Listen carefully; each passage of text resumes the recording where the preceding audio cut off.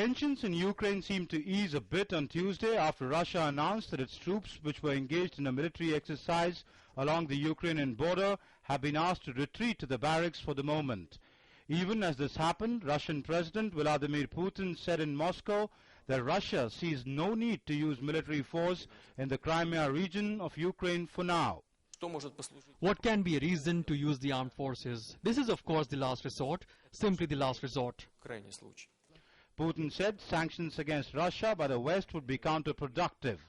Later in the press conference, his first since the Crimean crisis erupted, Putin upped the ante by saying it would be a legitimate decision to take military action or armed intervention in Ukraine to tackle lawlessness in eastern Ukraine.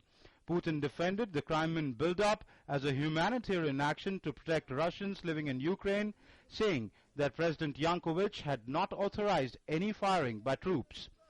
We reserve the right to use all options at our disposal to protect those citizens.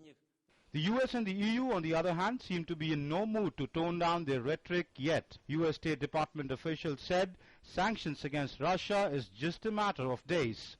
According to media reports, US is preparing for a $1 billion aid package for Ukraine as Secretary of State John Kerry arrived in troubled Kiev late on Tuesday. The real question is the softening of stance by Russia just a tactical retreat, or is Mr. Putin playing a Russian trick on the West? As John Kerry arrives in Kiev today, he is likely to announce an economic package for Ukraine. In fact, the finance ministers of G7 countries did announce some economic assistance for cash-strapped Ukraine. But the key question remains, what is Russia's real intention behind the troops build-up in Crimea? Is it to break Crimea away from Ukraine, or just to pressurize Ukraine to submit to its sphere of influence? With cameraman Anil Kumar, Amritpal Singh, DD News, New Delhi.